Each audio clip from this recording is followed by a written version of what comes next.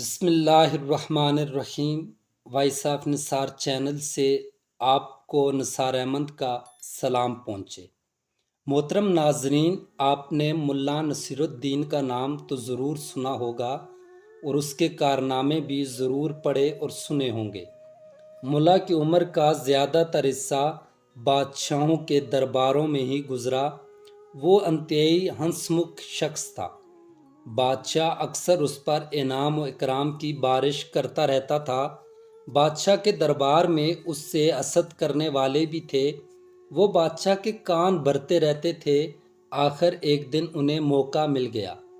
بادشاہ کے مخالف کا ملا سے آمنا سامنا ہوا۔ ملا نے اس کے سلام کا جواب دیا۔ اس نے ملا کا حال چال پوچھا۔ بس اتنی سی بات کا بتنگڑ بنا کر بادشاہ کو ملا سے بدظن کر دیا۔ بادشاہ ملا سے ناراض ہو گیا اور محل میں اس کا داخلہ بند کر دیا۔ چند ماہ تک تو ملا اپنی جمع پونجی خرچ کرتا رہا۔ کہتے ہیں یوں کھانے سے قارون کا خزانہ بھی خالی ہو جاتا ہے اور دیناروں سے بھرے کنویں بھی خالی ہو جاتے ہیں۔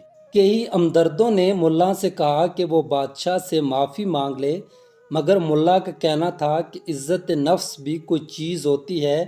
میری خطا نہیں تو کیوں معافی مانگوں؟ آخر انسان میں انا بھی ہونی چاہیے۔ چند ٹکوں کی خاطر بادشاہ کے ہاں ماتھا ٹیکوں؟ بادشاہ میرا خدا نہیں، میرا رزاق اللہ ہے، وہی روزی دے گا۔ ملا نے جمع پونجی ساتھ لی اور ملک یمن جانے کی تیاری کر لی کہ وہاں کے بادشاہ کے ہاں نوکری کر لے گا۔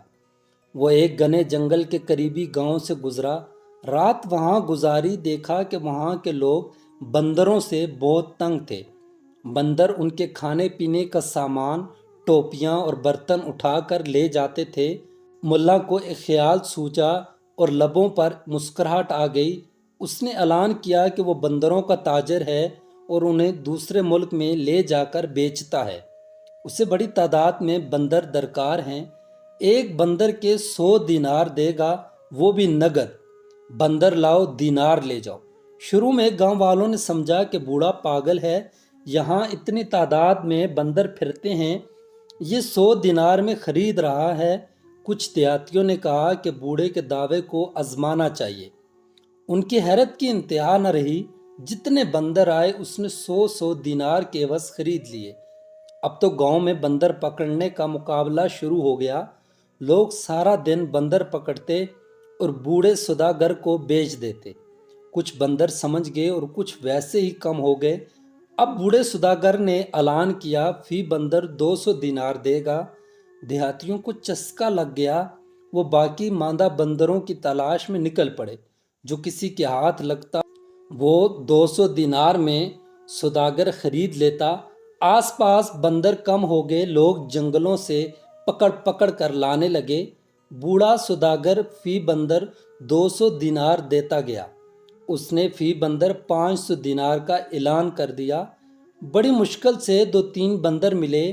اب سوداگر نے اعلان کیا کہ جب اپنے ملک سے ہو کر آئے گا تو فی بندر 1000 دینار میں خریدے گا۔